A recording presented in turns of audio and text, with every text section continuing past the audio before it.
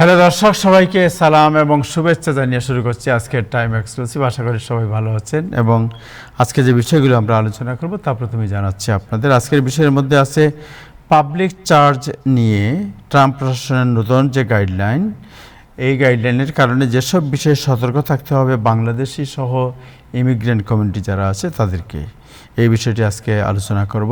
আলোচনা করব টেনেসিতে গ্যাস স্টেশনে কর্মরত বাংলাদেশিকে গুলি করে হত্যা, মধ্যরাতে নামাজরত অবস্থায় দুর্বৃত্তের হাতে আক্রান্ত হন তিনি, এই বিষয়টি আজকে জানব। শনিবার নিউ ইয়র্কে গুলিতে নিহত ইউসুফ রাজুর পরিবারের সাহায্যে এগিয়ে এসেছে বৃহত্তর নোয়াখালী সোসাইটি, এই বিষয়টি জানার চেষ্টা করব। ইরানকে বাইরে রেখে ন্যাটো আদলে মক্কা প্রতিরক্ষা চুক্তি বা মক্কা ডিফেন্স অ্যাক্ট যুক্ত হচ্ছে বাংলাদেশ, এই বিষয়টি জানার চেষ্টা করব। ব্রুকলিন কুইন্স এক্সপ্রেসওয়ে মেরামত করতে নিউ ইয়র্ক সিটির $4 বিলিয়ন বাজেট এবং মেয়র মামদানির সিটি গ্রোসারি খোলার যে উদ্যোগ, তার বিরুদ্ধে মামলা করেছে স্থানীয় গ্রোসারি মালিকরা। এই হচ্ছে আজকের সাবজেক্ট। আছে অতিথি যারা থাকবেন তাদের মধ্যে আছে জনাব হাসান ফেরদৌস, জনাব মিয়া মোহাম্মদ আফজাল আমাদের সাথে আছেন। জনাব মিয়া মোহাম্মদ আফজাল, আপনাকে অভিনন্দন, শুভেচ্ছা। আমাদের সাথে যুক্ত হবেন জনাব জাহিদ মিন্টু, যিনি নোয়াখালী সোসাইটির সভাপতি। মোহাম্মদ এরশাদুল্লাহ, যিনি টেনেসি থেকে আমাদের সাথে যুক্ত হবেন, যার এই আপনার গ্যাস স্টেশনে বাংলাদেশ নিহত হয়েছেন তিনি। এবং আমাদের সাথে আছেন নাজমুল হাসান। শুরু করব দিনের আপডেট জানাচ্ছেন নাজমুল হাসান। তার আগে ফেসবুকে যারা দেখছেন আশা করি অনুষ্ঠানটি শেয়ার করবেন। নাজমুল হাসান, যাচ্ছি আপনার কাছে। ধন্যবাদ আবু তাহের এবং ধন্যবাদ টাইম টেলিভিশনের সকল দর্শক শ্রোতা এবং প্যানেলিস্ট। আজ সোমবার আগস্ট মাসের 24 তারিখ আমি আপনাদের সাথে সংযুক্ত হয়েছি খুবই দৃষ্টিনন্দন একটি শহর, ছোট শহর যদিও, আপনারা অনেকেই এসেছেন কিনা আমি জানি না। সেটি হচ্ছে ম্যারিল্যান্ডের ওশেন সিটি থেকে। অনেকটা আটলান্টিক সিটি ধাঁচে, কিন্তু আটলান্টিক সিটি থেকে অনেক বেশি সুন্দর শহরটি। বিপুল সংখ্যক পর্যটকের দেখেছি আমি আজকে। চমৎকার একটি শহর। আমি এত বছর আমেরিকায় থাকি, 4 দশকেরও বেশি সময়। আমারই অবাক লেগেছে এই শহরটি কেন এতদিন আসলাম না। যাই হোক, অনেক সুন্দর শহর ওশেন সিটি, মেরিল্যান্ড। এখান থেকে আমি আপনাদের সাথে সংযুক্ত হয়েছি আজকে রাত্রে। সেটি একটু আগে তাহের অবশ্য জানিয়েছেন যে যুক্তরাষ্ট্র কমোডিটিতে শোকের ছায়া নেমে এসেছে। বিশেষ করে নিউ ইয়র্কে গতকাল যে অত্যন্ত মর্ম পীড়াদায়ক ঘটনাটির কথা আপনাদের উল্লেখ করেছি, একজন বাংলাদেশি নিহত হয়েছেন, আরেকজন আহত হয়ে হাসপাতালে চিকিৎসাধীন আছেন। তার কয়েক ঘন্টা পরেই টেনেসিতেও কর্মরত অবস্থায় আরেকজন বাংলাদেশি গ্যাস স্টেশনে কর্মরত ছিলেন, তিনিও দুর্বৃত্তের গুলিতে নিহত হয়েছেন। এবং সেই প্রাণ হারিয়েছেন আরেক বাংলা নিহত। তিনি হচ্ছেন 38 বছর বয়সী মহসিন রানা, তার নাম। টেনেসির বেলস শহরের একটি গ্যাস স্টেশনের কনভেনিয়েন্স স্টোরে তিনি কর্মরত ছিলেন। আপনারা জানেন যে ইদানিং যুক্তরাষ্ট্রের হাইওয়ের পাশে যে গ্যাস স্টেশনগুলি থাকে, সেই গ্যাস স্টেশনগুলি অনেকগুলোতেই কনভেনিয়েন্স স্টোরও থাকে। সেখানেই আজই 23 আগস্ট ভোর রাতে শহরে প্রায় 5054 হাইওয়ে 412 এই ঠিকানায় সাউথে অবস্থিত একজন সাফারি কর্নার মার্কেটে এই ঘটনাটি ঘটেছে। স্থানীয় কর্তৃপক্ষের তথ্য অনুযায়ী একজন বন্দুকধারী দোকানে ঢুকে ডাকাতি করার সময় কর্মচারীকে গুলি করে পালিয়ে যায়। পরে দোকানে আসা এক ক্রেতা ক্যাশ কাউন্টারের কাছে মহসিনকে মেঝেতে পড়ে থাকতে দেখে 911 রিপোর্ট করেন। পুলিশ ও জরুরি সেবার সদস্য ঘটনাস্থলে পৌঁছে মহসিনকে উদ্ধার করে হাসপাতালে নিয়ে যায়। টেনেসি ব্যুরো অফ ইনভেস্টিগেশন বা টিবিএ তার মৃত্যুর বিষয়টি নিশ্চিত করে দেয় সংবাদ মাধ্যমের কাছে। এবং স্থানীয় সংবাদ মাধ্যমের রিপোর্ট অনুযায়ী ভোর রাতের ওই ঘটনায় সন্দেহভাজন ব্যক্তি দোকান থেকে পালিয়ে যায়। পরে তাকে আটক করা হয়েছে বলেও কর্তৃপক্ষ জানিয়েছে। যদিও ঘটনার তদন্তে ক্রকেট কাউন্টি শেরিফের office, Wells police, TBI, ATF এবং এফবিআই সহ একাধিক আইন শৃঙ্খলা সংস্থা যুক্ত হয়েছে ইতিমধ্যেই। তবে নিউ ইয়র্কের হত্যাকাণ্ডের সাথে এই ধরনের সংস্থাগুলো সংযুক্ত হয়েছে কিনা সেটি আমরা এখনো শুনিনি। যদিও নিহত মহসিন রানার এক স্বজনের বরাত দিয়ে জানা গেছে যে ঘটনার সঙ্গে তিনি কর্মস্থলে দায়িত্ব পালন করছিলেন। বন্দুকধারী প্রথমে ক্যাশ কাউন্টারে টাকা দাবি করে, কিন্তু মহসিন কোনো ধরনের প্রতিরোধ না করে টাকা তুলে দেন। এরপর সন্দেহভাজন ব্যক্তি সিগারেট চাইলেও মহসিন তার নির্দেশে সিগারেট দিতে থাকেন। এক পর্যায়ে বন্দুকধারী তাকে গুলি করে পালিয়ে যায়। প্রায় 7 বছর আগে বাংলাদেশে ঢাকার সাভার থেকে যুক্তরাষ্ট্রে আসেন মহসিন রানা।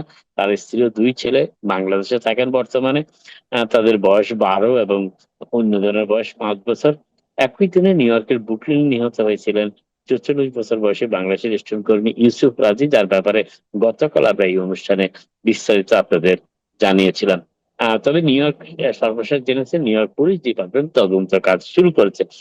মাত্র কয়েক ঘন্টার ব্যবধানে দুই অঙ্গরাজ্যে বাংলাদেশিদের এইভাবে গুলিতে নিহত এবং হতাহতের ঘটনায় যুক্তরাষ্ট্রের সমগ্র বাংলাদেশের কমিউনিটিতে নতুন করে এক ধরনের উদ্বেগ সৃষ্টি হয়েছে। তবে এই দুটি ঘটনা, টেনিসের গুলির নিহত বাংলাদেশি হত্যাকাণ্ড এবং নিউ ইয়র্কে নিহত বাংলাদেশি হত্যাকাণ্ডের সাথে হত্যাকাণ্ড দুটি সম্পর্কযুক্ত কিনা সেটি এখনো বলা মুশকিল, এবং সেই বিষয়ে এখনো নতুন করে তথ্য পাওয়া যায়নি। যুক্তরাষ্ট্রের ট্রেজারি সেক্রেটারি স্কট বিসেন্ট ইরানের উপর নতুন করে সেকেন্ডারি স্যাংশন বা দ্বিতীয় পর্যায়ের নিষেধাজ্ঞার হুমকি দিয়েছেন আজকে, এবং জানিয়েছেন যে প্রেসিডেন্ট ট্রাম্প বিশ্ব নেতাদের এতে সমর্থন জানাতে আহ্বান জানাচ্ছেন। অর্থাৎ ইরানের বিরুদ্ধে দ্বিতীয় পর্যায়ে যে স্যাংশন আরোপ করতে যাচ্ছে অর্থনৈতিক, সেখানে প্রেসিডেন্ট ট্রাম্প পৃথিবীর বিভিন্ন দেশের কাছ থেকে সমর্থনের জন্য টেলিফোন শুরু করেছেন। আর সোমবার এই ঘোষণাটি মূলত এমন সব দেশের উদ্দেশ্যে দেওয়া হয়েছে যাদের বাণিজ্য ও ব্যবসায়িক সম্পর্ক এখনো ইসলামিক প্রজাতন্ত্র অব ইরানের সাথে লাভজনক। স্কট বেসেন্ট আরো বলেছেন যে ইরানকে সম্পূর্ণভাবে বিচ্ছিন্ন বা একা করে ফেলার লক্ষ্যে দেশটি বিশ্বজুড়ে ইরানের আর্থিক সংযোগগুলোর বিরুদ্ধে এক ধরনের অর্থনৈতিক আক্রমণ শুরু করেছে যুক্তরাষ্ট্র, যাতে ইরানের ব্যবহৃত প্রতিটি অর্থনৈতিক সংযোগ পথ অর্থাৎ কমিউনিকেশন লাইন বিচ্ছিন্ন হয়ে যায়। যুক্তরাষ্ট্রের অর্থ মন্ত্রণালয় ডিপার্টমেন্ট অফ ফাইন্যান্স যেটি আজ সোমবার ঘোষণা করেছে যে তারা বিভিন্ন দেশের প্রায় ৬০টি কোম্পানি ও জাহাজের উপর নিষেধাজ্ঞা আরোপ করেছে। তাদের মতে এসব পক্ষ ইরানের শাসক গোষ্ঠীর বেপরোয়া কর্মকাণ্ডে সহায়তা করছে, এটি যুক্তরাষ্ট্রের ট্রেজারি ডিপার্টমেন্টের মতে। এবং এই নিষেধাজ্ঞার তালিকায় বেশ কয়েকজন চীনা নাগরিকও রয়েছেন আজকে, যে তালিকাটি প্রকাশ করা হয়েছে। এদিকে চীন জানিয়েছে আজকে যে যুক্তরাষ্ট্রের এই একতরফা নিষেধাজ্ঞা মেনে চলা চীনা নাগরিকদের জন্য বেআইনি। চীনা নাগরিকরা এই যুক্তরাষ্ট্রের একতরফা নির্দেশনা মেনে চলতে পারে না, সেটা বেআইনি যদি কেউ মেনে চলেন। ট্রেজারি সেক্রেটারি স্কট বিসেন্ট আরো জানিয়েছেন আজকে যে ইরানের বাণিজ্যিক অংশীদারদের সাথে যুক্তরাষ্ট্রের নীরব কূটনীতি চালাচ্ছে এবং তেহরানের সাথে বাণিজ্য অব্যাহত রাখার পরিণাম সম্পর্কে তাদেরকে সতর্কও করছে যুক্তরাষ্ট্র। স্কট বিসেন্ট আরো বলেছেন ইরানের হয়ে অর্থ পাচারে সহায়তা করে এমন যে কোনো প্রতিষ্ঠানকে যুক্তরাষ্ট্রের ডলার ভিত্তিক আর্থিক ব্যবস্থা থেকে বাদ দেওয়া হবে। এটা হুমকি হিসাবে ব্যবহার করা হচ্ছে এই ডলারের ব্যবহারটি অর্থনৈতিক কর্মকাণ্ডে। স্কট বিসেন্ট বলেছেন যুক্তরাষ্ট্রের নিষেধাজ্ঞার আওতার বাইরে কেউ নেই।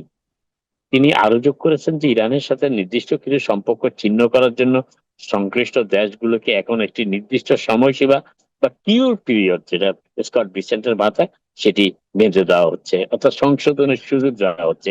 স্কট বিসেন্ট এমনটাই ইঙ্গিত দিয়েছেন। কানাডাকে আমাদের প্রয়োজন নেই, গাড়ির উপর 50% শুল্ক আরোপের হুমকি দিয়ে বাণিজ্য যুদ্ধ আরো তীব্র করলেন যুক্তরাষ্ট্রের প্রেসিডেন্ট ট্রাম্প।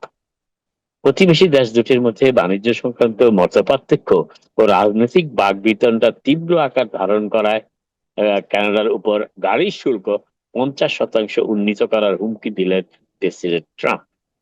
আজ সোমবার সকালে প্রেসিডেন্ট ট্রাম্প ঘোষণা করেছেন যে 2027 সালের 1 জানুয়ারি থেকে কানাডা থেকে আসা সব ধরনের গাড়ি, ট্রাক, গাড়ির যন্ত্রাংশ এবং ইস্পাতের উপর যুক্তরাষ্ট্রের আরোপিত শুল্ক বাড়িয়ে বর্তমানে যা রয়েছে তার তুলনায় 50% করা হবে। অর্থাৎ জানুয়ারি 1 তারিখ 2027 সাল থেকে যুক্তরাষ্ট্রে যে সমস্ত রপ্তানি গাড়ির যন্ত্রাংশের অংশ এবং আসবে কানাডা থেকে যুক্তরাষ্ট্রে, সেগুলোর উপর 50% শুল্ক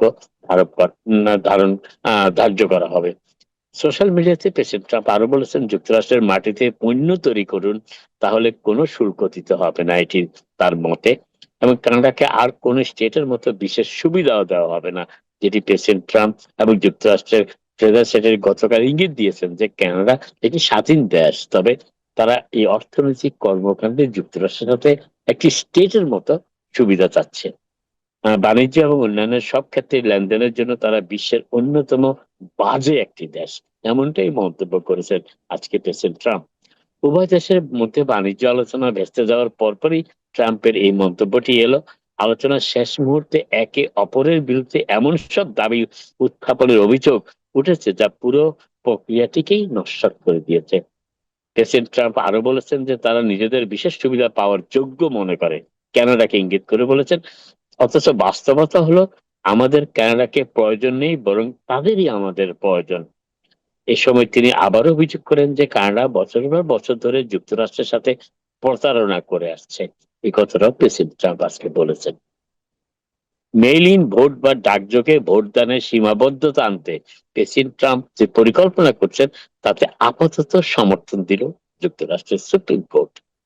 ট্রাম্প প্রশাসন আদালতের কাছে প্রেসিডেন্ট ট্রাম্পের সেই আদেশের পথ সুগম করার অনুরোধ জানিয়েছিলেন, এবং যার মাধ্যমে স্টেটের নাগরিকত্ব তালিকা অর্থাৎ বিভিন্ন স্টেটের যে সিটিজেনশিপের তালিকা রয়েছে তৈরি করা হবে, এবং ডাক বিভাগ অর্থাৎ পোস্টাল ডিপার্টমেন্টকে সিদ্ধান্ত নেওয়ার নির্দেশ দেওয়া হবে এই মর্মে যে কারা ডাকযোগে ভোট দেওয়ার ব্যালট মেইল ইন ভোট পাবেন। এক জরুরি আদেশে যুক্তরাষ্ট্র সুপ্রিম কোর্টের 6-3 রায়ে বিচারকরা জানিয়েছেন যে প্রেসিডেন্ট ট্রাম্প তার স্বাক্ষরিত একটি নির্বাহী আদেশ বাস্তবায়নের প্রক্রিয়া আপাতত চালিয়ে যেতে পারবেন। এই আদেশে যুক্তরাষ্ট্র পোস্টাল সার্ভিসকে নির্দেশ দেওয়া হয়েছিল যে কোনো ভোটাররা ডাকযোগে ভোট দেওয়ার ব্যালট পাবেন তা নির্ধারণে সহায়তা করার জন্য পোস্টাল ডিপার্টমেন্টকে বলা হয়েছে এই ব্যাপারে সহায়তা করার জন্য। এই নির্বাহী আদেশের আওতায় ডিপার্টমেন্ট অফ হোমল্যান্ড সিকিউরিটি যুক্তরাষ্ট্রের নাগরিকদের এমন একটি তালিকাও তৈরি করবে যা প্রশাসন ভোটার তালিকায় কোনো অনাগরিকের নাম আছে কিনা তা যাচাই বা পর্যবেক্ষণের কাজে ব্যবহার করা হতে পারে বলে মনে করে। 3 জন উদারপন্থী সুপ্রিম কোর্টের বিচারপতি এই ব্যাপারে ভিন্নমত পোষণ করেছেন, যদিও তাদের মধ্যে বিচারপতি ক্যাটেনজি ব্রাউন জ্যাকসন সতর্ক করে বলেছেন আজকে যে সংখ্যাগরিষ্ঠ বিচারপতিরা আসন্ন মধ্যবর্তী নির্বাচনে অপ্রয়োজনীয়ভাবে বিশৃঙ্খলা ও অনিশ্চয়তা সৃষ্টি করছেন। উদারপন্থী বিচারক ক্যাটানজি ব্রাউন আজকে এই মন্তব্যটি করেছেন সুপ্রিম কোর্টের প্রেসিডেন্ট ট্রাম্পের প্রতি এই মেইল ইন ব্যালটের ক্ষেত্রে সমর্থন দেওয়ার জন্য। আদালতের নির্দেশের জবাবে নিউ ইয়র্কের অ্যাটর্নি জেনারেল লেটিসিয়া জেমস এই রায়কে একটি বেদনাদায়ক ধাক্কা হিসাবে চিহ্নিত করেছেন, অভিহিত করে বলেছেন যে তিনি আভাস দিয়েছেন এই মর্মে যে এটি আদালতের শেষ কথা নয়, এটি তার মতে। সারা আমেরিকায় 64টি প্রধান রিয়েল এস্টেট মার্কেট বা আবাসন বাজারের খোঁজ পাওয়া গেছে যেখানে বাড়ির দাম কমছে। প্রাথমিক পর্যায়ে কিছুটা শিথিলতা বা ধীরগতি দেখা দেওয়ার পর গত 12 মাসে এমন বড় শহরগুলোর সংখ্যা স্থিতিশীল হয়েছে যেখানে বাড়ির দাম আগের বছরের তুলনায় কমেছে। তবে সামগ্রিকভাবে জাতীয় রিয়েল এস্টেট মার্কেট যুক্তরাষ্ট্রের জাতীয় আবাসন বাজারটি এখনো ধীরগতির বা দুর্বল অবস্থায় রয়েছে। জিরো হোম ভ্যালু ইন্ডেক্সের উপর ভিত্তি করে এই বিশ্লেষণে দেখা গেছে যে যুক্তরাষ্ট্র জুড়ে সামগ্রিকভাবে বাড়ির দাম জুলাই 2025 থেকে জুলাই 2026-এর মধ্যে 1.1% বৃদ্ধি পেয়েছে সামগ্রিকভাবে। এই বার্ষিক বৃদ্ধির হার গত বছরের একই সময়ের তুলনায় সামান্য বেশি, কারণ জুলাই 2025-এ জাতীয় পর্যায়ে বাড়ির দামের বার্ষিক বৃদ্ধির হার ছিল 0.2%। এছাড়া আগস্ট 2025-এ বার্ষিক বৃদ্ধির হার যে সর্বনিম্ন পর্যায়ে 0.01 পর্যায়ে নেমে গিয়েছিল। অবশ্য দেশের বৃহত্তম 300টি মেট্রো এলাকায় আবাসন বাজারের মধ্যে 64তে বাড়ির দাম আগের বছর তুলনায় কমলেও অন্য 236টি কিন্তু তা বেড়েছে। এবার আসি নিউ ইয়র্ক সিটির পাবলিক স্কুলের প্যারা প্রফেশনালদের অর্থাৎ শিক্ষকদের যারা সহায়তা প্রদানকারী কর্মী রয়েছেন তাদের জন্য বেআইনিভাবে বেতন বৃদ্ধির মেয়রের ভাষায় অভিযোগে সিটি কাউন্সিলের বিরুদ্ধে মামলা করার পর সিটি মেয়র জোরান মামদানি আজ সোমবার তার প্রশাসন, স্পিকার জুলি ম্যানন এবং প্রভাবশালী শিক্ষক ইউনিয়নের মধ্যে কোনো সংঘাত বা বিরোধের জল্পনা উড়িয়ে দিয়েছেন। স্পিকার জেলি মেননের উদ্যোগে এবং ইউনাইটেড ফেডারেশন অফ টিচার্স এর সমর্থনে গৃহীত একটি নিউ ইয়র্ক সিটি আইন নিউ ইয়র্কে স্টেটের কালেকটিভ বার্গেনিং বা যৌথ দর কষাকষি সংক্রান্ত নিয়ম লঙ্ঘন করেছে এমন অভিযোগের ভিত্তিতে মেয়র মামদানি এবং তার প্রশাসন গত সপ্তাহে এই আইনি পদক্ষেপটি নিয়েছেন মামলা দায়ের মাধ্যমে। এই আইনটির আওতায় স্বল্প বেতনের শিক্ষক সহকর্মীদের যারা বিশেষ চাহিদা সম্পন্ন স্পেশাল নিড যে সমস্ত শিশুদের রয়েছে তাদের সহায়তা করেন। এককালীন বড় অঙ্কের প্রায় $10,000 একটি বোনাস দেওয়ার বিধান রাখা হয়েছে সিটি কাউন্সিলের পাশ করা এই আইনে। ছুটি থেকে ফেরার পর এই বিষয়ে প্রথমবার মন্তব্য করতে গিয়ে কুইন্সে আয়োজিত এক সংবাদ সম্মেলনে মেয়র মামদানি সাংবাদিকদের বলেছেন যে সিটি কাউন্সিল স্পিকার জুলি মেনিনের সাথে সম্পর্ক আগের মতোই অটুট রয়েছে এবং ইউনাইটেড ফেডারেশন অফ টিচারের সাথে আলোচনা ফলপ্রসূ হয়েছে। তিনি আরো বলেছেন, অর্থাৎ মেয়র মামদানি বলেছেন, আলোচনা ফলপ্রসূ হওয়ার কারণ হলো আমাদের পাবলিক স্কুল ব্যবস্থা ও নিউ ইয়র্ক সিটিতে প্যারা প্রফেশনালরা যে অত্যন্ত গুরুত্বপূর্ণ ভূমিকা পালন করেন সেই বিষয়ে আমাদের উভয়েরই অভিন্ন বোঝাপড়া রয়েছে।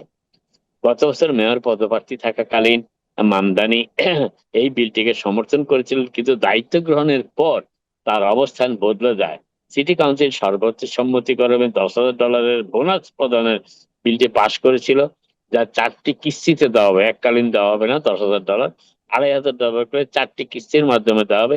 এর অর্থ হলো মেয়রের সম্ভাব্য ভ্যাটো বা আপত্তি অগ্রাহ্য করার মতো পর্যাপ্ত ভোট সিটি কাউন্সিলের হাতে ছিল। বিষয়টি বিবেচনা নিয়ে মেয়র গত বুধবার কোনো স্বাক্ষর ছাড়াই বিলটিকে আইনে পরিণত হতে দেন। এরপরেই সিটি এই মামলা দায়ের করে। প্রেসিডেন্ট ট্রাম্পের জামাতা জ্যারেড কুশনারের সাথে সাক্ষাতের জেরে সমালোচনার মুখে পড়া হাউস মাইনরিটি লিডার হেকিম জেফ্রিস, যিনি ডেমোক্রেট দলীয় কংগ্রেস সদস্য নিউ ইয়র্ক থেকে নির্বাচিত, তার প্রতি সমর্থন জানিয়েছেন নিউ ইয়র্ক সিটির মেয়র জোহরান মামদানি, যিনি নিজেও একজন ডেমোক্রেট, তবে তিনি সোশ্যাল ডেমোক্রেট হিসেবে পরিচিত। আজ সোমবার এক সাংবাদিক সম্মেলন মেয়র মামদানির কাছে জানতে চেয়েছিলেন যে আসন্ন মধ্যবর্তী নির্বাচনে ডেমোক্রেটরা যদি প্রতিনিধি পরিষদ হাউস অফ রিপ্রেজেন্টেটিভের নিয়ন্ত্রণ ফিরে পায় এবং হেকিম জেফ্রিস যদি স্পিকার হন, তবে তিনি তাকে সমর্থন করবেন কিনা।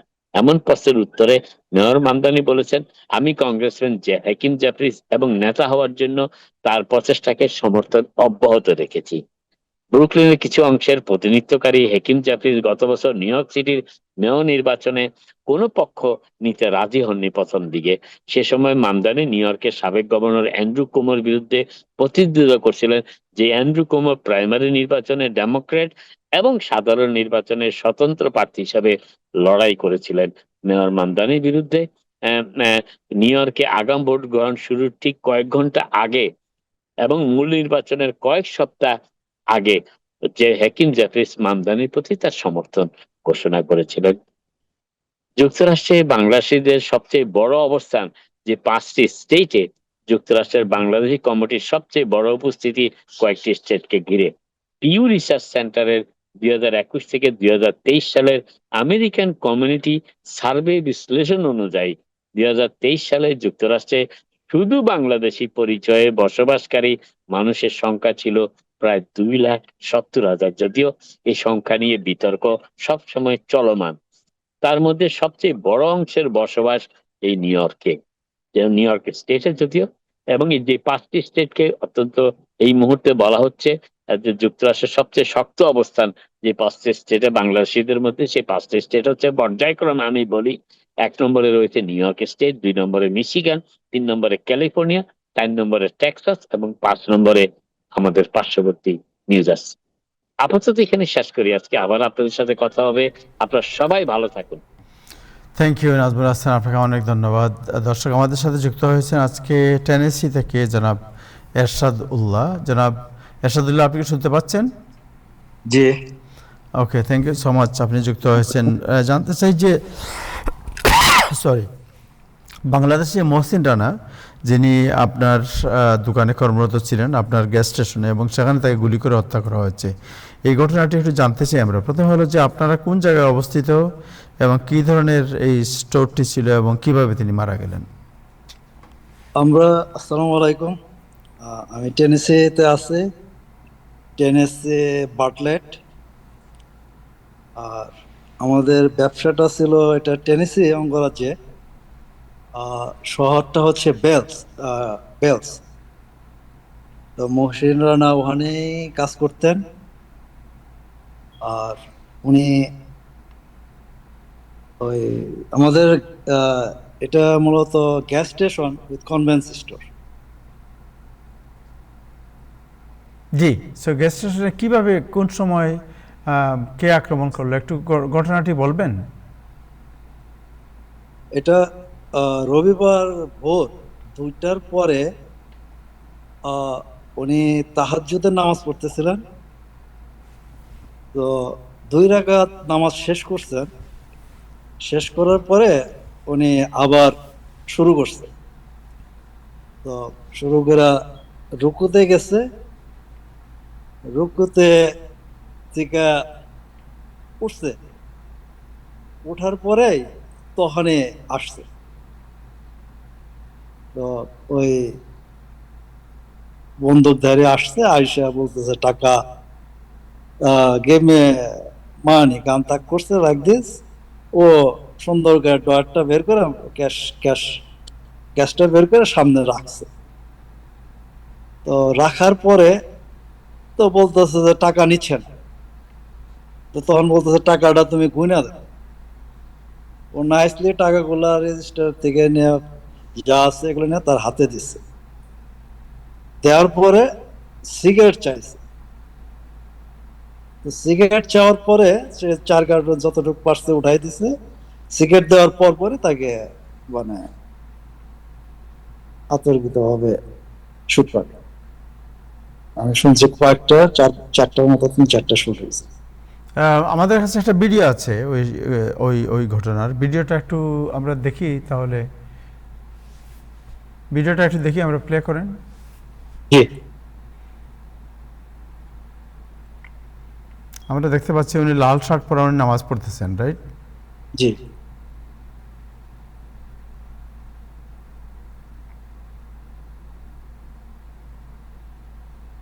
ও এর মধ্যে বুদ্ধি একজন আসছে। হ্যাঁ হ্যাঁ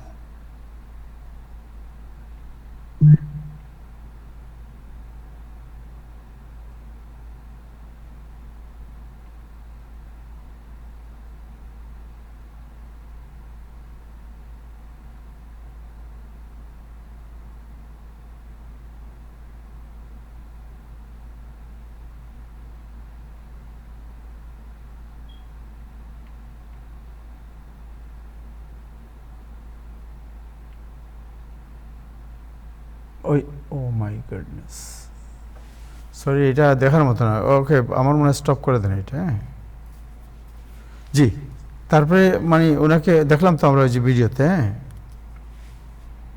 জি সো এটা কি আপনাদের দোকানের বোধহয় সিসি ক্যামেরার ভিডিও, রাইট? জি আচ্ছা, সো উনাকে প্রথমে কেন গুলি করলো কেন আপনার? এটা তো সাডেনলি এটা সবই দিছে। We never know why he should stupid like this.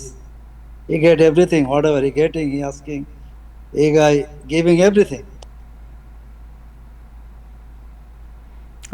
So কাউকে গ্রেফতার করা হয়েছে এই ঘটনার পরিপ্রেক্ষিতে? আমি নিউজে দেখলাম যে ঘাতক নাকি অ্যারেস্ট হয়েছে। আচ্ছা আচ্ছা আচ্ছা। সো উনি কতদিন থেকে আপনার দোকানে কাজ করতেন? 3 বছর। 3 বছর থেকে। উনার এখানে আর কেউ আছে? উনি আসছে তারও আগে।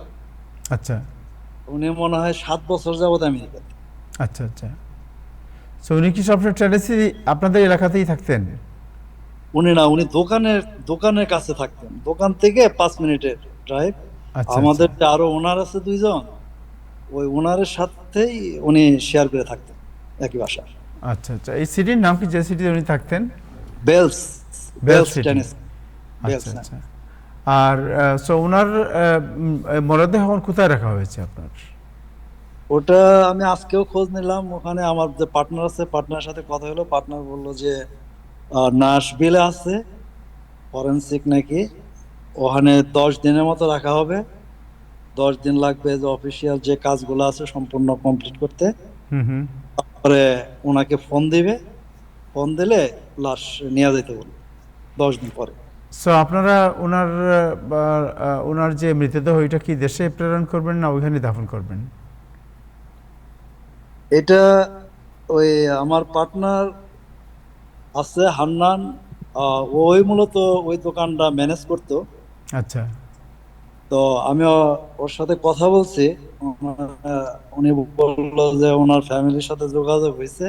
হুম হুম। ওনার ফ্যামিলি খুব রিকোয়েস্ট করছে যে ভাইয়া লাশটা অন্তত পাঠান।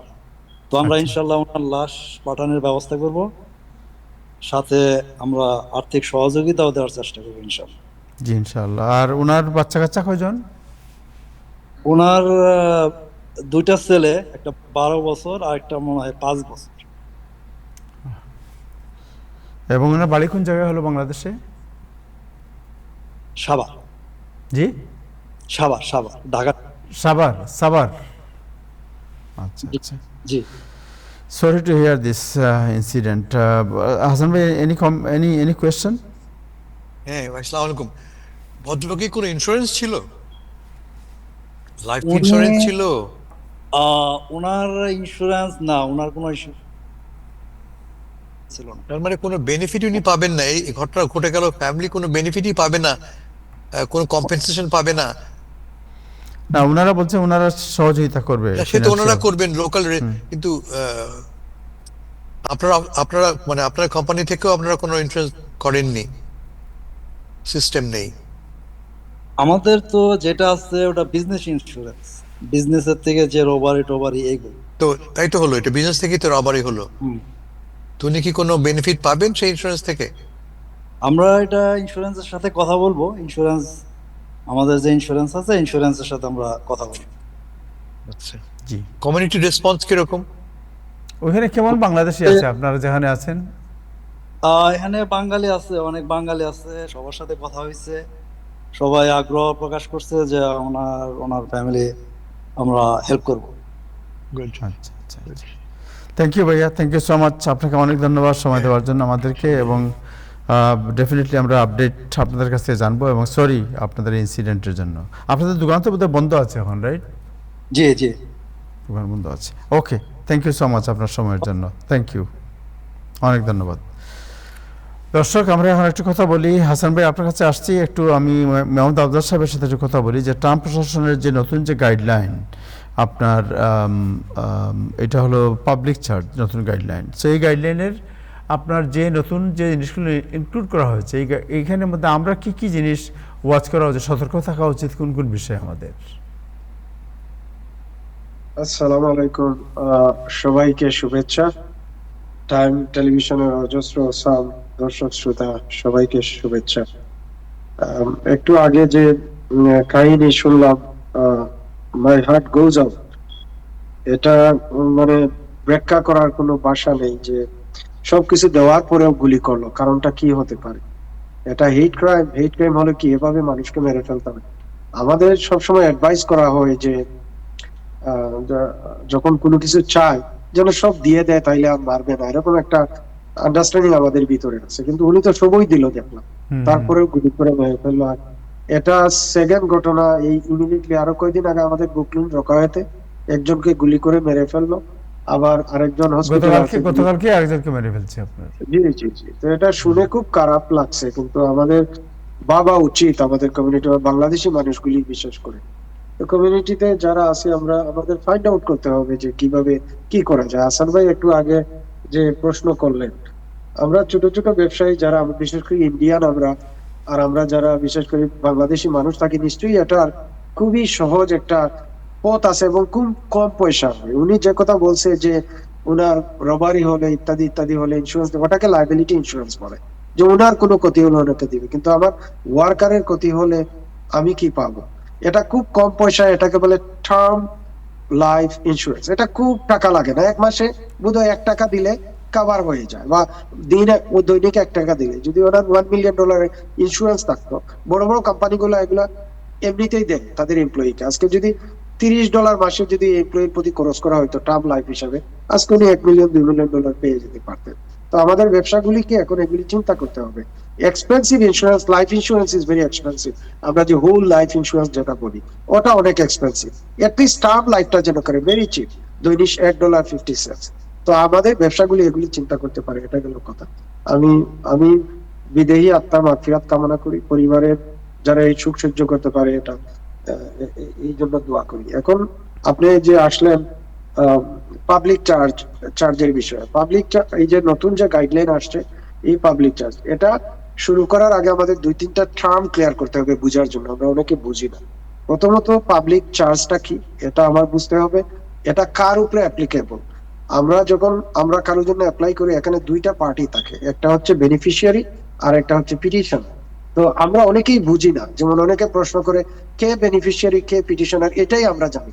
এবং এই যে আপনার পাবলিক চার্জ, যেটা এটা কার উপরে applicable, both beneficiary or the petitioner or only the petitioner or the beneficiary, এটা আমাকে বুঝতে হবে। এবং কি কি বিষয় হলে পাবলিক চার্জ হয়, তো এই টার্মগুলি বললে আমরা সহজে বুঝতে পারবো যে পাবলিক চার্জটা কি। প্রথমে পিটিশনার আমি বলি। পিটিশনার হচ্ছে যে আমি আমেরিকা থেকে আমি যার জন্য অ্যাপ্লাই করব, বাংলাদেশ থেকে লোকগুলি আসবে, আমি যদি পিটিশন করি আমি পিটিশনার। আর আমার যারা আসবে, ভাই বোন মা বাপ যাই হোক, আমার ওয়াইফ বাচ্চা, তারা হচ্ছে বেনিফিশিয়ারি। এটা নিয়ে অনেকে কনফিউশন আছে, তারা বুঝতে পারে না কে বেনিফিশিয়ারি কে পিটিশনার। এখন আমরা যদি বুঝি, আমি এখান থেকে অ্যাপ্লাই করছি, আমি পিটিশনার, যারা আসবে সে বেনিফিশিয়ারি। এখন নেক্সট কোয়েশ্চেন হলো যে পাবলিক চার্জটা কার উপরে অ্যাপ্লাই হবে? Public charge is directly apply to the beneficiary, not the petitioner. একথা কেন বললাম, যে অনেকে প্রশ্ন করে যে আমি তো ভাই ফুস্টাম খাইতেছি, আমি তো মেডিকেট নিতেছি, তো আমার কি বাবা, আমার কি বাচ্চা কাচ্চা আসতে পারবে? আপনারটা উইল নট বি জাজ বাই দ্য কাউন্সিলর। যে আপনারটা জাজ হবে না, আপনি কি খাচ্ছেন এ নিয়ে প্রশ্ন করা হবে না। আপনি যদি খেয়ে থাকেন বা ভবিষ্যতে খাবেন, এটা কাউন্সিলরের মাথা ব্যথা না। কাউন্সিলর দেখবেন যারা আসবে, বেনিফিশিয়ারিজ আসার পরে তারা পাবলিক চার্জে যাবে কিনা। এখন প্রশ্ন হচ্ছে what is the public charge? Public charge হচ্ছে যে আপনার যারা বেনিফিশিয়ারি এদেশে আসবে গ্রিন কার্ড পাওয়ার পরে, তারা যদি primarily tax payer funded government বেনিফিটের উপরে নির্ভরশীল হয়ে পড়ে, এটাকেই পাবলিক চার্জ বলে। এখন পাবলিক চার্জ হচ্ছে যে ইদানিং পাবলিক চার্জ কি নতুন বিষয়? এটা কোনো নতুন বিষয় না। পাবলিক চার্জ আগেও ছিল, এটার পরিধি বাড়াইয়া দেওয়া হয়েছে। যেমন আগে পাবলিক চার্জটা ছিল তিনটা জিনিসের উপরে। একটা হচ্ছে যে SSI, supplemental security income, long time hospitalization আর কেস অ্যাসিস্ট্যান্ট, এই তিনটা নিলেই পাবলিক চার্জ ধরা হইতো। এখন এটাকে এই যে নতুন গাইডলাইনটা, এটা পরিধি বাড়িয়ে দিয়ে আরো কিছু বিষয় এটার সাথে অ্যাড করে দেওয়া হয়েছে। এটা যেমন হয়েছে, এখন মেডিকেড আপনি নিলেও পাবলিক চার্জ হবে, আপনি যদি ফুডস্টাম্প নেন পাবলিক চার্জ হবে, আপনি যদি আসার পরে এটাকে আমরা বলি ফাইন্যান্সিয়াল এইড নেই ইন কলেজ এডুকেশন, এটাও পাবলিক চার্জ হবে। হাউজিং অ্যাসিস্ট্যান্স, এটাও পাবলিক চার্জ হবে, এটা নতুন গাইডলাইন অনুসারে। তাইলে এই যে নতুন গাইডলাইনে জুলাই 20-তে ফেডারেল রেজিস্টারে এটা রেজিস্ট্রেশন করা হয়েছে। এখন পাবলিক চার্জ কি ইমিগ্রেশন ইউএসসিআইএস কি ডিফাইন করে? এটা ইউএসসিআইএস ডিফাইন করে না। এটা it has been specified by Congress যে পাবলিক চার্জের ক্ষেত্রে যারা বেনিফিশিয়ারি আসবে তাদের ইউএসসিআইএস কি ডিফাইন করে, তা এটা রিফ্লেকশন হচ্ছিল। এনিওয়ে, তো যেটা হচ্ছে যে এখন পাবলিক চার্জে সে পড়বে কি পড়বে না, এটা যাচাই বা বাছাই বা জাজ করার জন্য কংগ্রেস 5টা ফ্যাক্টর নির্ধারণ করছে স্পেসিফিক্যালি। এটা হচ্ছে যে যারা আসবে তাদের হচ্ছে এজ, হেলথ, তারপরে তার ফ্যামিলি স্ট্যাটাস, তারপর ফাইন্যান্সিয়াল স্ট্যাটাস, 5 নম্বর হচ্ছে এডুকেশনাল স্কিল। এই 5টা বিশেষ ফ্যাক্টরকে কাউন্সিলর বিবেচনা করে যদি দেখে যে আমেরিকা আসার পরে ইমিডিয়েটলি ওরা পাবলিক চার্জের উপরে প্রাইমারিলি ডিপেন্ডেন্ট হয়ে যাবে, তাহলে কিন্তু পাবলিক চার্জে আছে উনি ইনঅ্যাডমিসেবল হয়ে যাবে। তো ইনঅ্যাডমিস হয়ে যাবে, যেমন এই কতগুলো ফ্যাক্টরের ভিতরে যে কোনো একটা ফ্যাক্টর যদি ব্যাড হয় বা খারাপ হয় বা দুইটা হয়, এই জন্য যে ওনাকে ভিসা দিবে না, বিষয়টা এরকম না। যেমন আমি একটা এক্সাম্পল দিই, যেমন একটা মানুষ সে যদি এজ কম থাকে তাইলে ধরে নিবে যে সে কাজকর্ম করে খেতে পারবে। যদি দেখা যায় আরেক এই লোকটা যদি এজ খুব বেশি হয়ে যায় আর যদি মনে করে যে না উনি কাজকর্ম করে খেতে পারবে না, উনি ডিপেন্ডেন্ট হয়ে যাবে, তাইলে উনাকে হয়তো এই একটা পয়েন্টে উনি এখানে দুর্বল। আবার যদি দেখা যায় উনি ফাইন্যান্সিয়ালি খুব বেশি স্টেবল, ওনার কয়েক কোটি টাকা ব্যাংকে আছে বা এগুলি যদি প্রমাণ করতে পারে, তাইলে মনে করবে যে সে নিজেরটা নিজে করতে পারবে। আরেকটা হতে পারে যে ফ্যামিলি স্ট্যাটাস বলতে চৌধুরী সৈয়দ এগুলা না। ফ্যামিলি স্ট্যাটাস বলতে বোঝাচ্ছে যে কম্বাইনেশন অফ ইউর ফ্যামিলির ভিতরে আপনার ছেলে মেয়ে আর হাজবেন্ড ওয়াইফ আপনারা যারা আসছেন, এর ভিতরে ছেলে মেয়ের ভিতরে কে কতটুকু এডুকেটেড, তার ভিতরে কতটুকু স্কিল আছে, তারপরে সে তার লেখাপড়া কতটুকু, এই বিষয়গুলো বিবেচনা করবে। সুতরাং কোনো একটা স্পেসিফিক ফ্যাক্টরের উপরে নির্ভর করে তার গ্রাউন্ড অফ ইনঅ্যাডমিসিবিলিটি ডিসিশন দিবে না। সুতরাং এখন প্রশ্ন হচ্ছে যে আপনি বলছেন যে আমরা বাঙালিরা বা আমরা যারা আসবে তারা আমরা আমরা সতর্ক হব। আমরা কি সতর্ক হতে পারি এখন?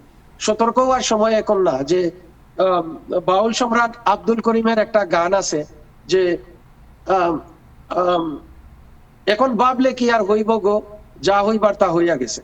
আমরা আগে সতর্ক হওয়া উচিত ছিল। তাইলে কি ছিল, আমাদের যে তিনটা যে ফ্যাক্টর আগে ছিল, এসএসআই ছিল, তারপরে ওই যে লং টার্ম হসপিটালাইজেশন, আর এই যে আরেকটা ফ্যাক্টর হলো যে যাই হোক এই তিনটা ছিল, ওই তিনটার ভিতরেই থাকতো। আমরা এমন ভাবে পাবলিক বেনিফিটের উপরে ডিপেন্ডেন্ট হয়েছে, এই কারণেই কিন্তু এটার এক্সপানশন হলো। এখন প্রশ্ন হচ্ছে যে এখন সতর্ক হওয়ার আর কোনো কিছু নেই। যাদের ভাগ্য ভালো তাদের যদি ওই যে ফ্যামিলি স্ট্যাটাসের ভিতরে যদি ইয়াং বাচ্চা বাচ্চা থাকে, এডুকেটেড যদি থাকে, আর যদি মা বাপ বৃদ্ধ হয়, আমি আশা করি তারা ভিসা পাবে। আবার হচ্ছে যে যদি তারা যদি এরকম নাও থাকে, তারার যদি অনেক সম্পদ থাকে যে তারা এখন ডিপেন্ডেন্ট হবে না, তারাও ভিসা পাবে। সবচেয়ে বড় সমস্যা হবে আমার মনে হয় যে যদি কোনো ছেলে মেয়ে না থাকে। আগে তো আমরা বৃদ্ধ মা বাবা ছেলে মেয়ের সাথে ছিল না, আমরা চাইলেই ভিসা, এখন আর ভিসা দিবে না। আর ভিসা দিচ্ছে না, দুই একটা জিনিস এখন মাত্র শুরু হয়েছে, এটা কার্যকরী হবে সেপ্টেম্বর 18 থেকে, তখন আমরা আরো ক্লিয়ার হতে পারবো। এখন দেখা গেছে যে শুধুমাত্র আমার বোন, মনে করেন 65 বা 70 বছর বয়স, ওনাকে পাবলিক চার্জে ডাইরেক্ট ডিনাই করে দিচ্ছে। দিয়ে আরেকটা দিচ্ছে যে আগে ডিনাই করলে একটা সুযোগ দিত, ওয়েবার বলতো যে আমি ডিনাই করছি, তুমি ওয়েবার করো, একটা যুক্তি দাও যে কেন দেয়া যায়। এখন কি করে, গ্রাউন্ড অফ ইনঅ্যাডমিসিবিলিটিতে ডিনাই করে দিয়ে নিচে আরেকটা ঘরে লিখে দিয়ে দেয় যে তুমি এটার ব্যাপারে ওয়েবারও করতে পারবা না। মিনিং আপনারা আর কোনো তর্ক যুক্তি উপস্থাপন করার সুযোগও দিবে না। আর এখন আমার মনে হয় এটা solely কংগ্রেস কিভাবে এই ডিটারমিনেশনটা কাউন্সিলর করবে এই ব্যাপারে কোনো গাইডলাইন দেয় না। এখন আমার মনে হচ্ছে যে এটা solely depend on the discretion of the councillor। সে যদি মনে করে যে আপনি পাবলিক চার্জে পড়বে, কোনো গ্রাউন্ড কোনো লজিক ছাড়া বলে দিবে যে তুমি পাবলিক চার্জে তোমাকে আমি ডিনাই করে দিলাম, আপনারা কোনো ওয়েবারেরও সুযোগ দিবে না। তাইলে ওই বিষয়গুলোর উপরেই নির্ভর করবে। আমার এখানে সতর্ক হওয়ার কোনো সুযোগ এই মুহূর্তে নাই, এটা আগে ছিল। আগে দিলে এটা এক্সপান্স হতো না, মেডিকেট পর্যন্ত গড়াতো না, আপনার ফুস্টাম পর্যন্ত গড়াতো না, কলেজ এইড পর্যন্ত গড়াতো না। এখন এটা গড়াইছে, এখন ওটার উপরে ভিত্তি করেই আপাতত সেটা চলবে। এটার ব্যাপারে আমাদের আরো ক্লিয়ার হতে হলে, ভিসা দেওয়া শুরু হলে আমরা বুঝতে পারবো। এখনো মাঝে মাঝে পাবলিক চার্জে ডিনাই হচ্ছে। আমি তো বললাম বয়স্কদের ক্ষেত্রে যদি কোনো ডিপেন্ডেন্ট বাচ্চা কাচ্চা যারা ইয়াং এডুকেটেড না, তাদেরকে আর ভিসা দিচ্ছে না, এখন ডাইরেক্ট বলে দিচ্ছে তুমি গেলে পাবলিক চার্জে পড়ে যাবো। তাইলে যাদের এরকম এখন এডুকেটেড ফ্যামিলি, সম্পদশালী ফ্যামিলি, এই ফ্যাক্টর এই বিষয়গুলো যাদের পজিটিভ, তারা আমি মনে করি না ভিসা পাইতে কোনো অসুবিধা হয়। বাট আমরা ফুল সিনারিও পেতে হলে আমাদের আরো কিছু অপেক্ষা করতে হবে। এবং আমি আশাবাদী অনেকেই ভিসা পাবে, যেহেতু এখন বাচ্চা কাচ্চা যারা নিয়ে আসছে তাদের অনেকেরই ইয়াং বাচ্চা কাচ্চা থাকে, এডুকেটেড বাচ্চা কাচ্চা থাকে সাথে, তারা ভিসা পাবে। যারা ইন্টারভিউ হচ্ছে তাদের থেকে বোঝা যাচ্ছে, তারা বলছে যে কাউন্সিলর ওকে আমরা এটা ভিসা দিব। এখন যেহেতু পোজ আছে, আপনারা আসলে দেখা গেছে যে অনেক বয়স্ক লোক ছিল বা তাদের ইয়াং বাচ্চা কাচ্চা, এডুকেটেড বাচ্চা কাচ্চা এবং প্রফেশনাল ডিগ্রিধারী বাচ্চা কাচ্চা এগুলা নিয়ে উঠছে। সুতরাং মা বাবা বৃদ্ধ হওয়ার কারণে, এজ হওয়ার কারণে ভিসা যে দিবে না এরকম কোনো ইঙ্গিত পাওয়া গেছে না। সুতরাং আমি আশাবাদী যে কোনো একটা ফ্যাক্টরের উপর ভিত্তি করে ডিনাই করবে না, সামগ্রিক ফ্যাক্টরের উপরে ভিত্তি করে কাউন্সিলর অফিসার একটা সিদ্ধান্ত নেবে। স্টিল আশাবাদী অনেকেই ভিসা পাবে। তবে Thank you একটু so much. বয়স্ক রোগাগ্রস্ত মানুষের ক্ষেত্রে অসুবিধা হতে পারে। এই তায়ার ভাই, থ্যাংক ইউ। Thank you. আপনি যেটা বলেন যে ডিনাই যদি করে তাহলে সে অ্যাপিল করতে পারবে না, রাইট? না অ্যাপিল করতে পারবে? হ্যাঁ, এই বর্তমান আইনে সেটা আমি দেখতে পাচ্ছি। আমি আমার কাছে একবারে কি বলবো সেটা, মানে আমি নিজে ডিল করি এমন একটা বিষয় দেখছি যে ডিনাই করে দিছে, বয়স্ক করে কোনো ডিপেন্ডেন্ট সাথে ছিল না, তো অ্যাপ্লাই করছে, তো বলছে যে পাবলিক চার্জ এখানে এখন এই যে ডিনায়ালের ফর্মটা একটু ডিফারেন্ট করছে, দিয়ে কতগুলা গড় দিছে যে কি কি কারণে সেটা ডিনাই করে, ওটাতে একটা ক্রস করে দেয় আর কি। তো প্রথমে দিয়ে দিছে তোমাকে আমি পাবলিক চার্জে ডিনাই করে দিলাম, এর অর্থ হচ্ছে তুমি আমেরিকাতে যাওয়ার পরে immediately will be dependent primarily on tax payer funded government benefit. তো এটাই হলো যে তুমি পাবলিক চার্জে পড়বা, এই জন্য তোমাকে ভিসা দিলাম না। আরেকটা গড় আছে, ওখানে লেখে দিয়ে দিছে যে you can not file waiver for this decision. In meaning আপনার আর কোনো আগে ডিসিশন গুলাতে বলতো যে তুমি যদি চাও তুমি ওয়েবার এতদিনের ভিতরে করতে পারো, মানে আপনাকে আপনার অবস্থান বা কেন ওনাকে ভিসা দিলে যে উনি পাবলিক চার্জে পড়বে না এরকম একটা আর্গুমেন্ট দাঁড় করাইয়া তাদের কাছে পিটিশন করার সুযোগ দিত। এখন এটাও দিচ্ছে না। So, That এটা যে means- that সবার means ক্ষেত্রে এই না possible করে হতে দিলেই পারে না, না। আপনি আমি না করে এরকম দিলে আর আপনি কমপক্ষে আর কিছু 2টা করতে case পারবেন না। পাইছি। এখন আর ওয়েবার করতে পারবা। তো weber is not an appeal. এখন আপিল আর ইউএসসিআইএস কে মামলা করা, আমি তো অ্যাটর্নি না, আমি বলতে পারবো না। ওয়েবার আগে লাগতো না, ওই যে আপনার অ্যাটর্নিও লাগে না, কোনো কিছু না। ওয়েবারটা হচ্ছে যে উনি যে একটা নেগেটিভ ডিসিশন আপনার এগেইনস্টে দিলেন, ওইটাকে পজিটিভ করার জন্য আপনার একটা বক্তব্য দিত যে দেখো আমার উনি গেলে পাবলিক চার্জে পড়বে না, এইরকম জি। একটা বক্তব্য আমাদের দিয়ে যদি কনভিন্স করতে পারো তাহলে আমরা ভিসা দিব। কিন্তু এখন বলছে যে না, তোমার কোনো বক্তব্য আমরা নিব না, this is final. Okay, thank you so much, thank you, অনেক ধন্যবাদ, Okay, থ্যাংক ইউ আপনার ইনফরমেশনের জন্য। হাসান ভাই, আপনার কাছে যাই যে প্রেসিডেন্ট ট্রাম্প উনি ইরানের বিরুদ্ধে ওনার তো মহাযুদ্ধ একটা উনি চালিয়ে যাচ্ছেন, যেটা অর্থনৈতিক যুদ্ধ এখন। ইন দ্য মিন টাইম আমরা দেখেছি যে ওনারা এখন কম দামে আপনার ড্রোন উৎপাদনের একটা সিদ্ধান্ত হয়েছে, গতকালকে নিউজটা আমি দেখেছি। সো এই সব মিলিয়ে আপনার ইরান এবং যুক্তরাষ্ট্র এটা কোন পর্যায়ে যাচ্ছে, এবং তেলের দাম তো আপনি জানেন, তেলের দামের উপর সব কিছু ডিপেন্ড করে, এবং এটা আসলে সবাই না বিশ্বাস উঠে যাচ্ছে, সব মানুষের জিনিসপত্রের দাম, প্রত্যেক জিনিসের দাম। আজকে আমি অয়েল চেঞ্জ করতে গিয়েছিলাম গাড়ির, যেখানে আগে $30 লাগতো অয়েল চেঞ্জ করতে, এখানে আজকে বলছে $70 দিতে হবে। সো আপনি চিন্তা করেন যে দ্য প্রাইস গোজ হাউ। সবাইকে শুভেচ্ছা। ব্যাপারটা হয়েছে কি, প্রেসিডেন্ট ট্রাম্প একটা এক্সিট খুঁজছেন, পালাবার একটা পথ খুঁজছেন। বিপদে পড়ে গেছেন এই যুদ্ধে তিনি ঢুকে। হাতি যেমন একটা বড় একটা হাতি কাদায় পড়লে কি হয়, আমাদের এই মার্কিন যুক্তরাষ্ট্র হাতির মতোই তো বড়, কাদায় পড়ে গেছে, বেরোতে পারছে না। কাদাটা হচ্ছে ইরান। এটা কেন তো গুরুত্বপূর্ণ হচ্ছে যে 3টা কারণ।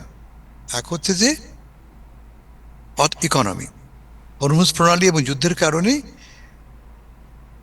আমাদের ইকোনমি খারাপ অবস্থা, সবাই জানি আমরা। ইনফ্লেশন বেশি, বন্ড মার্কেট অস্থির, জিনিসপত্রের দাম, কনজিউমার কনফিডেন্স কমে যাচ্ছে, এটা 1 নম্বর। 2 নম্বর, এই যুদ্ধের কারণে আমরা দেখেছি যে মার্কিন যুক্তরাষ্ট্রের সামরিক প্রস্তুতি, প্রিপারেডনেস ক্ষতিগ্রস্ত হয়েছে। যেটা করেছে আমরা এই যুদ্ধে, আমরা শুরুতে অনেক আমাদের দামি খুব এক্সপেন্সিভ অস্ত্র ব্যবহার করেছি। যেমন ইরান তার পুরনো পচা ড্রোন পাঠিয়েছে, সেই ড্রোন ভাঙতে আমরা আমাদের অতি আধুনিক ইন্টারসেপ্টর ব্যবহার করি, যারা একটা দাম অলমোস্ট $1 মিলিয়ন, ওদের দাম একটা হয়তো 5,000, আমাদের $1 মিলিয়ন। ফলে আমাদের ভান্ডার কমে এসছে। আমাদের তো শত্রুর অভাব নাই। এই সেপ্টেম্বর মাস আসছে, আমাদের মনে থাকা দরকার শত্রু আমাদের চারদিকে আছে। শত্রু আছে কিন্তু আমাদের ঢাল নাই, যুদ্ধ করবো কি করে? এবং এই কারণে আমেরিকার সামরিক ব্যবস্থাপনা যারা দায়িত্ব, তারা বলছেন যে ভাই আমরা দুটো যুদ্ধ করতে পারবো না, ইরানে একটা যুদ্ধ আর একটা যুদ্ধ ইসরায়েলের পক্ষে, এই দুটো আমরা করতে পারবো না। সেজন্য আপনারা জানেন গত মাসে প্রেসিডেন্ট ট্রাম্প সাহেব আমেরিকার সবচেয়ে বড় বড় কোম্পানিগুলিকে ডেকে এনে বলেছেন ইমিডিয়েটলি তোমরা অস্ত্র উৎপাদন শুরু করো। তো শুরু করো বললেই তো করা যায় না, it takes time, it takes অত মানি। আমেরিকার সে পয়সাও নাই। আমাদের প্রেসিডেন্ট কংগ্রেসের কাছে $1.5 ট্রিলিয়ন বাজেট রিকোয়েস্ট করেছেন। পাশাপাশি ইমিডিয়েট খরচের জন্য প্রায় $70 বিলিয়ন তারা চেয়েছেন, কিন্তু কংগ্রেস রেসপন্ড করেনি। এটা 2 নম্বর। আর 3rd হচ্ছে, সবচেয়ে বড় কারণ হচ্ছে মধ্যবর্তী নির্বাচন। আপনারা জানেন কতদিন, 75 দিন পরে নির্বাচন, এবং নির্বাচনে প্রেসিডেন্ট ট্রাম্প খুব ভালো অবস্থায় নাই। তার জনপ্রিয়তা বা তার অ্যাপ্রুভাল খুব লো, মিড 35% তার অ্যাপ্রুভাল রেটিং।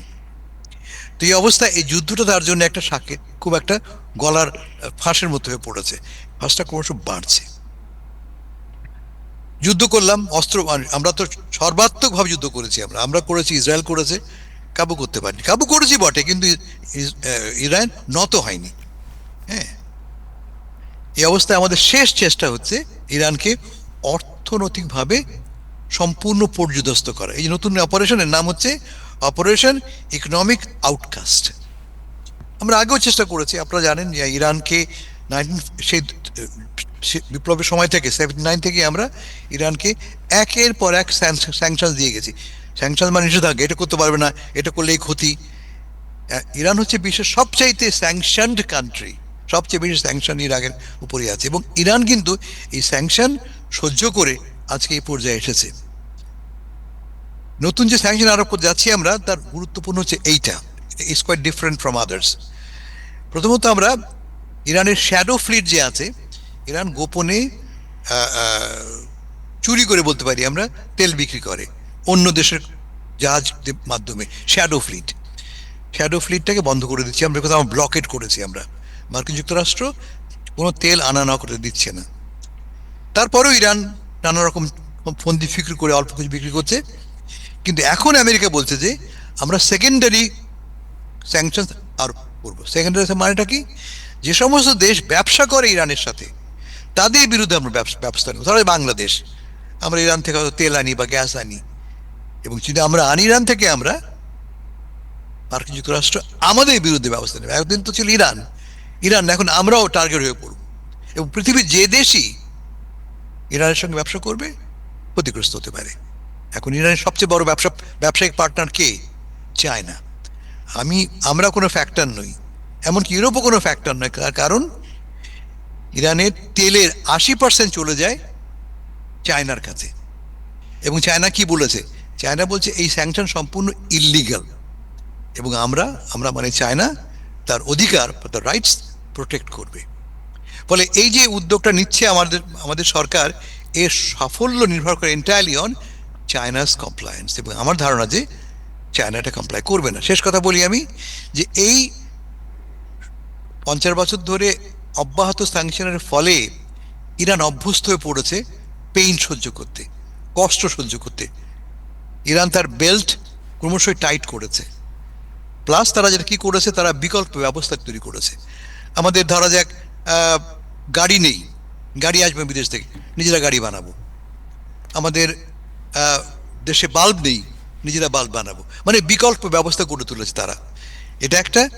আর যেটা সবচেয়ে ভালো হয়েছে, মানে ইরানের জন্য লাভজনক হয়েছে, যে এই স্যাংশনের ফলে ইরান টেকনোলজিক্যালি, প্রযুক্তিগতভাবে খুব অগ্রগতি অর্জন করেছে। ইরান কিন্তু হাইলি এডুকেটেড সোসাইটি একটা, এবং তাদের প্রযুক্তিগত উন্নয়ন এতটা বেড়ে গেছে যে এখন তাদের বানানো ড্রোন রাশিয়া কিনছে। সেই ড্রোন দিয়ে যুদ্ধ করছে তার ইউক্রেনের বিরুদ্ধে। ব্যাপারটা বুঝে বলতে পারলাম আমি? মানে আমরা তাকে ঘিরে ধরলাম, ফলটা কি দাঁড়ালো? উল্টো ইরান রিলায়েন্ট হয়ে গেল, সেলফ সাফিসিয়েন্ট হয়ে গেল, এবং তারা প্রযুক্তিগত সাফল্য ব্যবহার করে তারা নিজেরাই তাদের প্রযুক্তি এক্সপোর্ট করছে। ফলে তবে শেষ কথা আমি আরটা অ্যাড করি, যে দীর্ঘদিনের পসিবল ইরানের পক্ষে পসিবল নয়। কিন্তু কতদিন দেশের মানুষ না খেয়ে থাকবে? কত কত কত ইঞ্চি আপনি আপনার বেল্ট টাইট করবেন? একসময় আপনাকে কিন্তু ভেঙে পড়তেই হবে। আমার ভয়টা হচ্ছে যে যদি আমেরিকা এটা কন্টিনিউ করে, তাহলে ইরানের কিন্তু বিপদ আছে।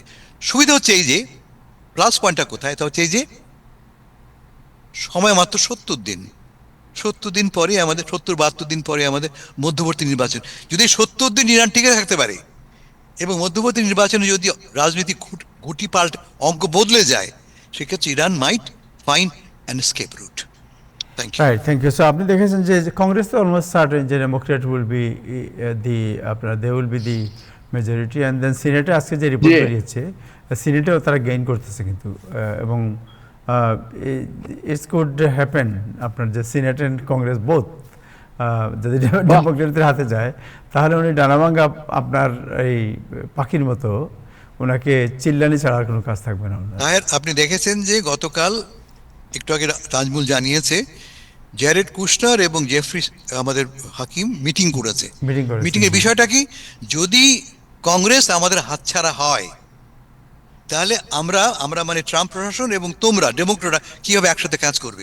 মানে অলরেডি ট্রাম্প প্রশাসন ব্যবস্থা গ্রহণ করছে, যে ইন কেস কংগ্রেস আমরা হারাই, how can we avoid serious obstructions.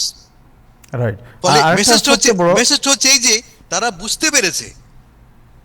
বুঝতে পেরেছে যে সামনে একটা দুঃসংবাদ তার জন্য অপেক্ষা করছে। এটাকে বলা হচ্ছে একটা ব্লু ওয়েভ, একটা নীল জোয়ার আসছে, যে জোয়ারে কি হবে আমরা জানি না, কিন্তু কোয়াইট ডেফিনেটলি হাউস তারা হারাবে। সিনেট হারাবে কিনা আমি জানি না, কুক রিপোর্ট দেখেছি আমি, 6টা তারা সিটের কথা বলা হচ্ছে, ডেমোক্রেটের প্রয়োজন 4টা, 6টা সিট বলছি টর্সা বলা হচ্ছে। এবং যদি আমরা আলাস্কা এবং মিশিগানের সিট দুটো কনফার্ম করা যায় ডেমোক্রেটের জন্য, সেক্ষেত্রে quite likely Senate will flip. আজকের নিউ ইয়র্ক টাইমসের রিপোর্ট তো আমি জি দেখেছি তাহের সাহেব, না, আমি আরেকটা প্রশ্ন করি, তারপর জি। আপনার কাছে আসবো যে আপনি ট্রাম্প সাহেবের কারণে আরেকটা জিনিস, যে জিনিসটা আমেরিকার যে ইমেজ এবং আমেরিকার যে আপনার যে তার যে প্রভাব মধ্যপ্রাচ্যে ছিল, এটাই যে মক্কা যে আপনার ডিফেন্স চুক্তি, চুক্তি, যেটা এই চুক্তির কারণে এটা দেখা যাচ্ছে এখন মিডল ইস্টের দেশগুলো তারাও বোধহয় আপনার সরে যাচ্ছে, তারা মনে করে দে আর নট রিলায়েবল। ট্রাম্প সাহেব এবং তার দেশ রিলায়েবল না, আমরা আমাদের নিজেদের আপনার প্রতিরক্ষা খুঁজতে হবে। সো এতে দীর্ঘদিন যুক্তরাষ্ট্র যে সুবিধাটা নিচ্ছিল সেখান থেকে ব্যবসা বাণিজ্য বিভিন্নভাবে, এইটারও আমার মনে হয় যে হার্ম হবে এটাও। আমি সেভাবে দেখি না। এই চুক্তিটা মার্কিন বিরোধী নয়, ইউর রাইট, মার্কিন যুক্তরাষ্ট্রকে আর রিলাই করা যাচ্ছে না, কিন্তু এই চুক্তির যারা আছে পার্টনার সবাই আমেরিকার ঘনিষ্ঠ মিত্র। টার্কি নেটোর মেম্বার, সৌদি আরব এবং পাকিস্তান আমেরিকার ঘনিষ্ঠতম মিত্রের মধ্যে পড়ে। কেমন? ফলে এরা এমন কিছু করবে না যা আমেরিকান স্বার্থ বিরোধী। এরা সিম্পলি তাদের নিরাপত্তা যেই বলয়টা আছে এটাকে মাল্টিপ্লাই করছে। এক আমেরিকা থেকে হবে না, দেখি টার্কির কাছেও যাই, টার্কি দিয়েও হবে না, পাকিস্তানের, মানে আমরা অনেকগুলি লেভেলে করছি আমাদের নিরাপত্তা আমাদের স্বার্থেই, কিন্তু it is not directed against America. আমেরিকাকে রেখেই এই চুক্তিটা হচ্ছে। What about Bangladesh? বাংলাদেশ আজকে দেখলাম পররাষ্ট্র প্রতিমন্ত্রী যিনি ভেরি পাওয়ারফুল ইনফ্লুয়েন্সিয়াল, তিনি বলেছেন যে আলোচনা হচ্ছে। আমরা ভাবছি, তিনি বলছেন আমরা ভাবছি, কনসিডার করছি আমরা। It will B a disaster for Bangladesh যদি, আমার বিবেচনায় যদি বাংলাদেশ এই চুক্তির সঙ্গে সংযুক্ত হয়। এই চুক্তিটার টার্গেটটা কি আমি আগের দিন বুঝিয়ে বলেছিলাম, টার্গেটটা ইরান। ইরান আমাদের বন্ধু দেশ, ইসলামিক দেশ বলে নয়, বন্ধু দেশ, প্রতিবেশী দেশ। ইরানে অনেক বাঙালি কাজ করে, সেক্ষেত্রে ইরান বিকামস আওয়ার এনিমি। এক, আর যারা চুক্তি করছে এই চুক্তির সাথে আমাদের সম্পর্কটা কোথায়, আমাদের ডিফেন্স নিডটা কিভাবে তারা মিট করবে। আমার নিডটা কি? আমার নিড কি ইরানকে প্রতিহত করা? তা তো নয়। এক, আর 2 নম্বর, এই চুক্তির ফলে আমাদের সাথে পাকিস্তানের সামরিক চুক্তি হবে। আমাদের প্রধান বিপদ তো পাকিস্তান থেকে আসে, পাকিস্তানকে আমরা আরো 8টি বিষয়ে জোরে ধরবো আমরা। ফলে খুব সুবিধা, আমরা আলোচনা করি, দুদিন আগে কথা বলেছি আমরা কিভাবে বাংলাদেশে মৌলবাদ মাথাচাড়া দিচ্ছে। এখন পাকিস্তান এসে অস্ত্র নিয়ে ঢুকে পড়বে এবং মৌলবাদের উত্থানটা আরো ঘনীভূত হবে। এক। 2 নম্বর, হাউ উইল ইন্ডিয়া রিয়াক্ট? আমরা কি চাই ভারত, যারা খুশি, যারা ভাবছে যে এই চুক্তির ফলে ভারতকে আমরা এক হাত দেখে নেব, ভারতের হাতে আমার তো এখন পাকিস্তান আছে, টার্কি আছে, সৌদি আরব আছে সামরিকভাবে, কিন্তু ভুলে যাবেন না যে এর ফলে আমাদের বৈরিতা বহুগুণে বেড়ে যাবে সম্পূর্ণ আননেসেসারিলি। আমাদের প্রয়োজন ভারতকে, কিন্তু এই বছরের শেষ নাগাদ আমাদের পানি চুক্তি শেষ হবে, গঙ্গা চুক্তি 25 শেষ হয়ে যাচ্ছে। ভারত যদি সম্মত না হয় সেক্ষেত্রে আমরা কিন্তু ডিসঅ্যাডভান্টেজে পড়ব। আমার পরামর্শ হবে যে আমরা এই দেশগুলির সঙ্গে সামরিক ক্ষেত্রে সহযোগিতা করতে পারি উইদাউট জয়নিং ফর্মালি এই প্যাক্টে। জি, thank you so much. Ibrahim sahab, আপনি তো বাংলাদেশে এখন, সো ট্রাম্প সাহেব তো ডিজাস্টার করে ফেলছেন, so what is year comment?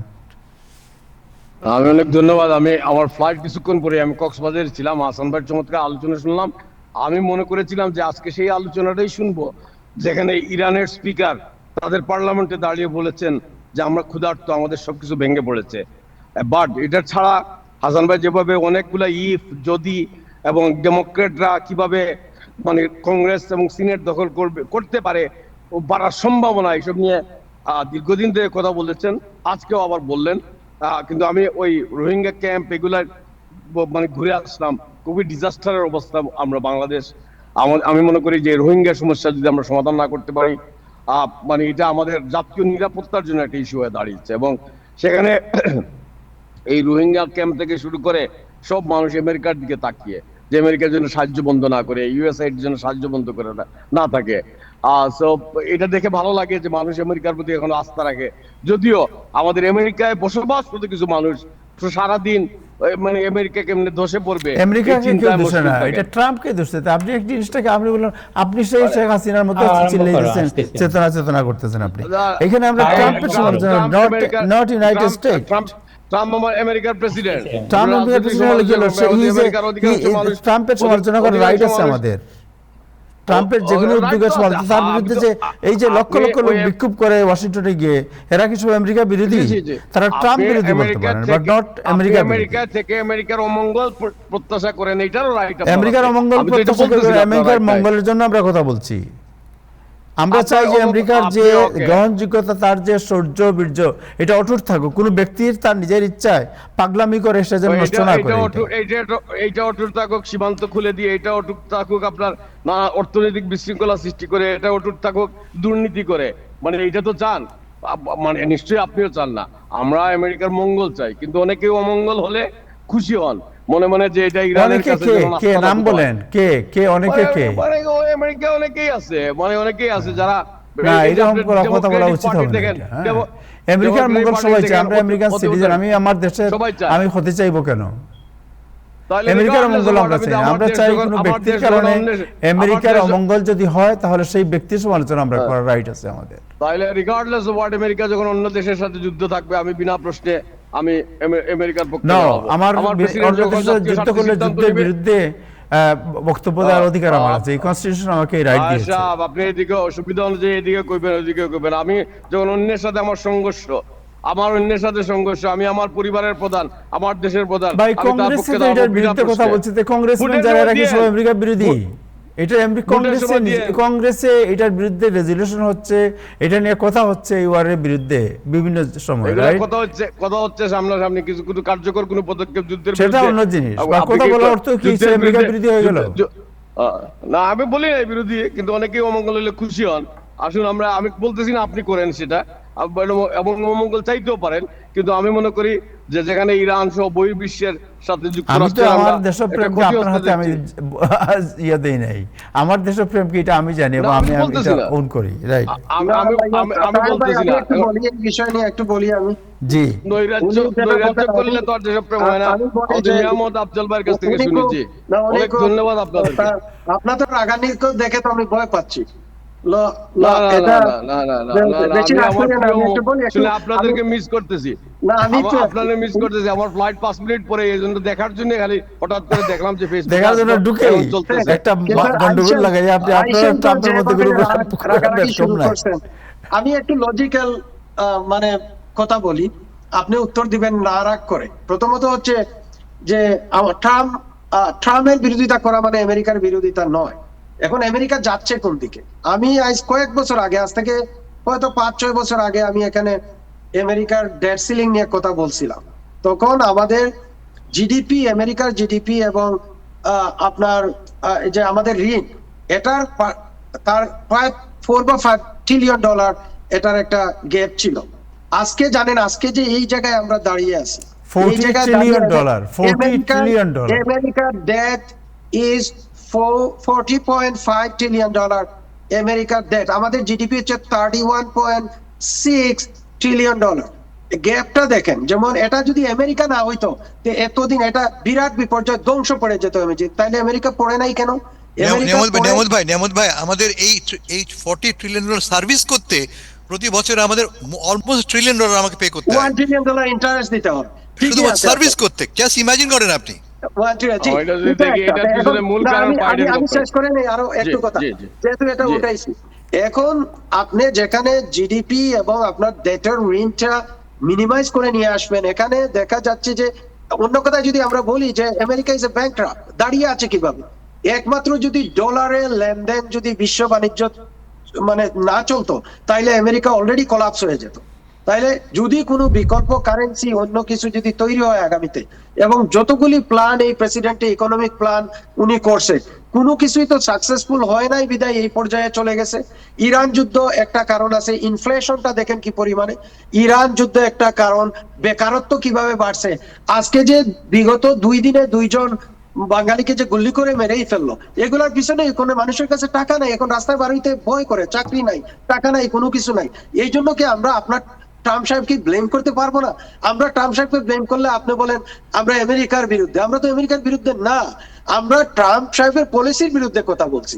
এই জিনিসটা আপনাকে মাথায় নিয়ে আমাদেরকে রাগারাগি করবেন আমাদের উপরে, এটাই আমরা বলছি। আমরা আমেরিকার পক্ষে অনেক থাকি। ধন্যবাদ আফজাল ভাই, আমার প্লেন ছেড়ে যাচ্ছে, আমি উঠে যে আপনি প্লেনে ওঠেন, আপনি প্লেনে ওঠেন, ট্রাম্প সাহেব আপনাকে ওয়েলকাম করবে এয়ারপোর্টে, আসেন। অনেক অনেক মুদ্রা থাকে, আপনি কথা বলেছেন। তবে এই অর্থনৈতিক বিপর্যয়ের জন্য বাইডেন প্রশাসন কতটা দায়ী, এই নিয়ে আমরা আলোচনা করব সম্ভব হলে আগামীকাল। ভালো থাকবেন সবাই। Thank you so much, Okay, have a safe flight. Thank you. Sahab ভাই, সো আপনি তো জানেন যে বিগ বিউটিফুল বাজেটের কারণে আমরা ভিকটিম হয়ে গেছি অলরেডি। সেপ্টেম্বর থেকে এই যে একটা মহা সংকট দেখা দিচ্ছে আপনার ইন্স্যুরেন্স এবং আদার্স, সো এনি সলিউশন? এটা তো অলরেডি আরম্ভ হয়ে গেছে, অনেকে ইন্স্যুরেন্স লুজ করতেছে এখনই দেখতেছি। জি, যারা অনেকে চিঠি যদি না খুলে থাকে, এখনই তাদের ইনফরমেশনগুলো চিঠিগুলো নিয়ে খোলা উচিত, এবং তাদের যদি তারা ডুয়েল এলিজেবল, তারা যদি মেডিকেড এলিজেবল হয়, মেডিকেড অফিসে যেয়ে তারা কিন্তু এখনই এগুলো ঠিক করতে পারে। আর নয় কিন্তু তাদের খুবই অসুবিধা হবে সেপ্টেম্বর থেকে। আর যারা দেশে চলে গেছেন বা আসতেছে, আসার সঙ্গে সঙ্গে যদি চিঠিগুলো না খোলেন কিন্তু অনেকে বিপদে পড়বেন। আমি ইদানিং অনেকে দেখতেছি অনেকে ইন্স্যুরেন্স ক্যান্সেল হয়ে গেছে, এবং অনেকেই এসেনশিয়াল প্ল্যানে ঢুকতেছে, কিন্তু এসেনশিয়াল প্ল্যানে অনেকের কোপেমেন্ট আছে, অনেক ওষুধ পে করে না। এইগুলো কিন্তু আমরা দেখতেছি। আর এখন অলরেডি ঠান্ডা আরম্ভ হয়ে গেছে, লোকজন অনেক সিক হচ্ছে, যতটা দেখতেছি কোভিডও বাড়তেছে, রেসপিরেটরি রোগ অনেক বাড়তেছে ইদানিং। তারপর আবার স্কুল হ্যাঁ, কোভিডটা অনেক বাড়তেছে আপনার, জি। হ্যাঁ, তারপর আবার স্কুল খুলতেছে বাচ্চাদের।